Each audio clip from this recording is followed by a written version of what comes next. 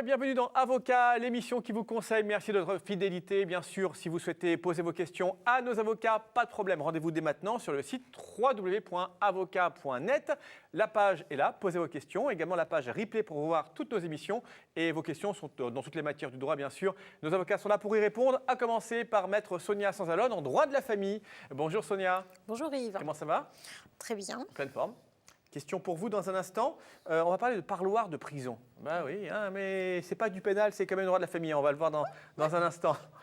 À côté de vous, Boris Calvadjian, notre avocat en droit de la communication, droit d'Internet, propriété intellectuelle, industrielle. Voilà. Quoi d'autre? Marc? Oui, Marc, Droit d'auteur. propriété industrielle, Image. droit de la presse. Sur la presse. Oui. Oh, il en fait des choses, il dit droit. Une question pour vous très intéressante dans un instant. Beaucoup de questions également qui concernent les marques, droit d'auteur, droit d'image. Aujourd'hui, avec Internet, notre technologie, on est souvent confronté à ça, également à protéger son image. Dans un instant avec vous. Et puis à vos côtés, Lionel Mimoun, qui a également une belle image, mais lui, c'est déjà protégé. Hein, il en a les droits. Voilà. Déjà déposé à l'INPI. Tu as notre propre image, bien raison. Question bien sûr sur les baux avec vous, hein, droit immobilier, donc bail commercial, bail d'habitation, on a parlé de squat il y a quelques temps également, donc question toujours très intéressante pour vous. Dans un instant, mon cher Lionel, on commence par Sonia Sanzalone, droit de la famille, question, la voici, un petit peu particulière, mais reçue en tout cas sur avocat.net. J'ai eu un enfant avec un homme qui est désormais en prison. Voilà. Il demande à voir notre enfant. Puis-je m'opposer à amener l'enfant au parloir? Donc c'est vrai que ce monsieur est en prison, il veut voir son enfant, mais est-ce qu'on emmène un enfant au parloir? Déjà, c'est pas très courant. Est-ce qu'il y a un droit sur ça? Enfin, bon, voilà. Alors, c'est pas très gai. Maintenant, il faut se rappeler que cet homme qui est en prison, c'est aussi un père de famille. Un père de famille. Donc, il a commis une infraction, il est en train de la payer, il est en prison pour ça. Il est en train peut-être de réparer par rapport aux victimes, mais on fait souvent, de mon point de vue, d'autres victimes collatérales qui sont la famille. Parce que du coup, vous avez toute vie sociable qui est cassée en prison, et comme notre délinquant va sortir de prison à un moment donné, si on ne veut pas qu'il retombe dans la délinquance, il faut qu'il conserve un lien social. Alors je comprends tout à fait la question de cette maman qui se dit, mon enfant, peut-être petit, va être traumatisé par le parloir, parce que bon, c'est loin de ressembler à un club de vacances. Ouais. On est d'accord, sauf que c'est le seul moyen de garder un lien. Alors, encore une fois, soit cette dame, elle se fait violence à elle-même et elle va demander au juge chargé de suivre ce monsieur en prison, elle va donc, le juge d'application des peines, elle va aller demander, ou au directeur de la prison, elle va aller demander une permission pour voir le père de son enfant régulièrement avec son enfant. Et il y a heureusement un certain nombre d'établissements pénitentiaires qui organisent les visites dans des lieux qui ressemblent à des petits appartements. C'est-à-dire que les jours et heures de visite prévus, l'enfant va retrouver son père avec sa mère dans un lieu pour jouer, soit à l'intérieur de la prison, soit dans un endroit protégé. Il y a ça beaucoup dans les prisons pour femmes, ou quand les femmes incarcérées reçoivent des enfants, c'est dans des caves un peu... Voilà. Je ne sais pas s'il y a ça pour les hommes, dans les prisons pour hommes. Mais bon. À ce moment-là, ce sont des lieux de vie qui sont communs. Souvent, des fois, il y a des lieux de vie qui sont communs, mais sinon, malheureusement, la plupart du temps, les hommes vont aller voir leurs enfants dans un lieu qui est un vulgaire parloir, entre guillemets. Mais c'est le seul moyen de faire en sorte que l'enfant garde un contact avec son père, ensuite accepte de recevoir des lettres de son père, puisse communiquer avec son père et que le lien continue de perdurer.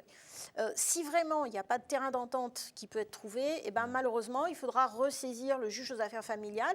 Monsieur est en prison, mais monsieur conserve ses droits de père et donc il a le droit, en prison, de demander par une requête au juge aux affaires familiales à ce que la dame soit contrainte de lui amener son enfant en prison pour qu'il puisse le voir. Donc on peut quand même avoir un droit de visite de son enfant, même en prison. Ben oui, hein, et c'est vrai que, mais c'est vrai aussi que cette maman a quand même pas mal de cartes à jouer. À mon avis, ça a saisi le JAF en disant c'est traumatisant pour l'enfant, donc.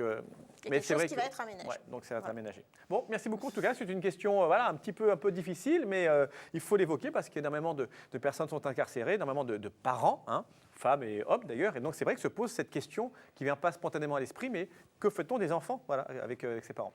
Merci beaucoup Sonia, restez avec nous pour écouter cette question très intéressante qui est adressée cette semaine à Boris Calvadjian, notre avocat droit d'auteur, des marques, etc. Vraiment une question, je trouve, d'actualité parce qu'il y a beaucoup d'émissions culinaires, beaucoup de blogs sur la cuisine, beaucoup de recettes. En ce moment, je trouve vraiment dans l'ère de la cuisine, je ne sais pas pour vous, mais moi, ma femme, c'est toute la journée les recettes sur Internet. Alors, une question qu'on peut poser et qui a été posée. Je suis chef cuisinier dans un palace de la capitale. Bon, maintenant, ce n'est pas n'importe qui, hein, il a quand même un savoir-faire. On ne cesse de reprendre mes recettes sur des blogs de cuisine sur Internet. Alors, ai-je un moyen juridique de faire supprimer ces blogs? On lui pique ses recettes, on les met sur des blogs. Est-ce qu'il peut faire supprimer ça ou c'est la libre circulation, finalement, la créativité culinaire, je sais pas. Créativité, oui. Mais c'est très compliqué. Oui. C'est très compliqué, tout simplement parce qu'une recette, si on la définit comme une formule qui permet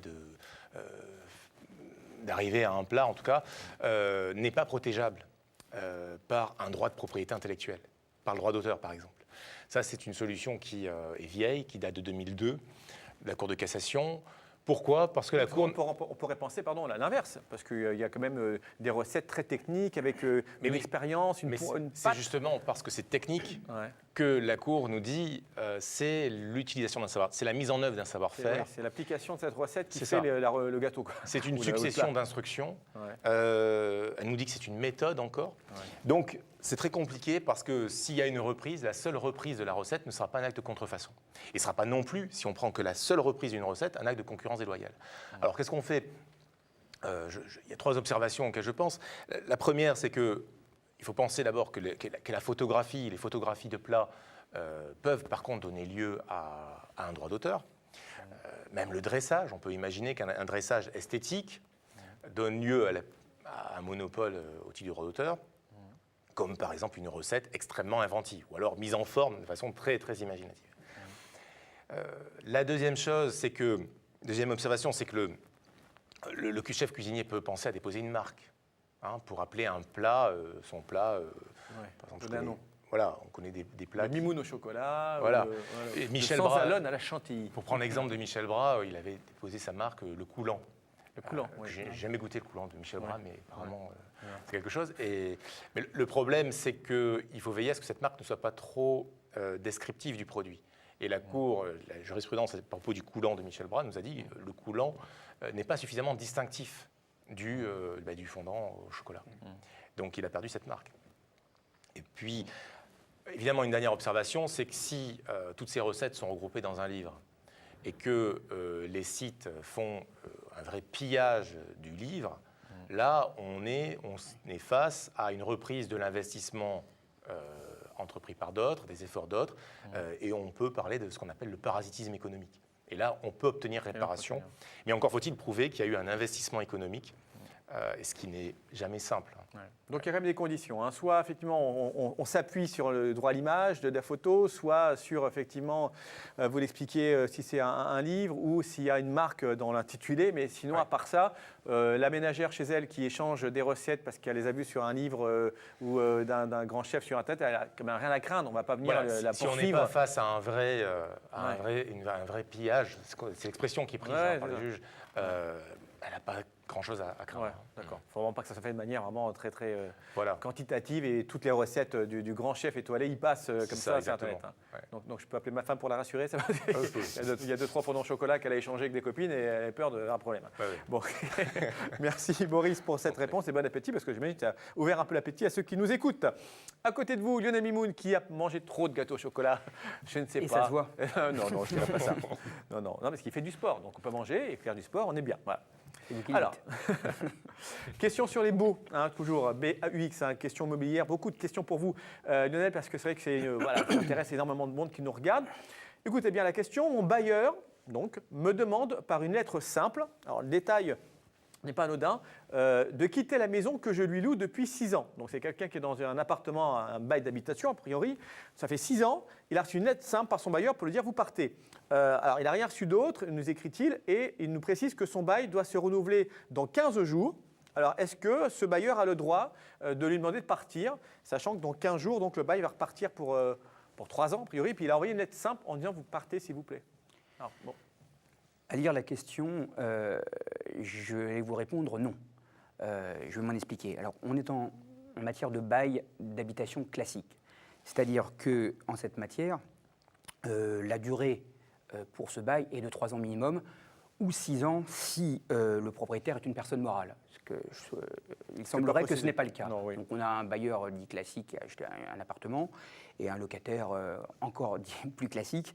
Et on lui demande, donc le bailleur lui demande par une lettre simple de quitter l'appartement d'ici 15 jours, alors que On arrive là, j'allais dire, au bout des 6 ans, c'est pas un 3-6-9, mais c'est minimum 3 ans, donc on arrive à la fin.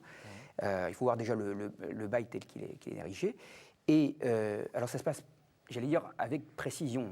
La loi encadre cela, c'est-à-dire qu'il y a des obligations tant pour le propriétaire que pour le locataire, et notamment pour le propriétaire.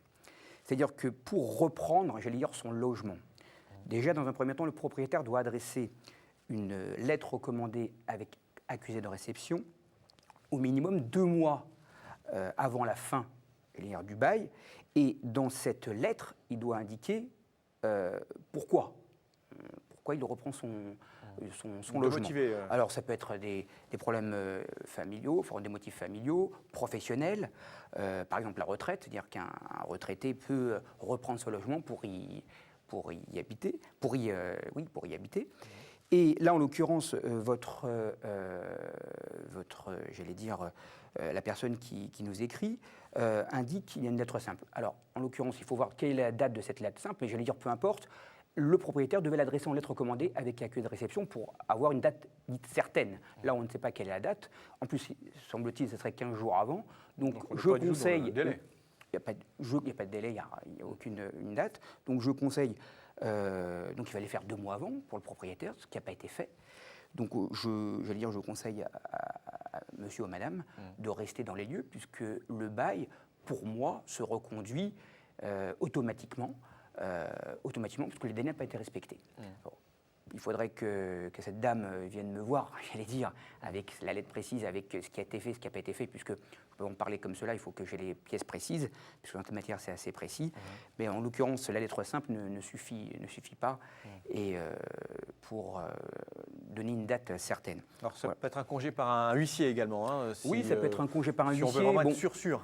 Pour être sûr, mais bon, le propriétaire en général adresse une lettre recommandée pour éviter les frais.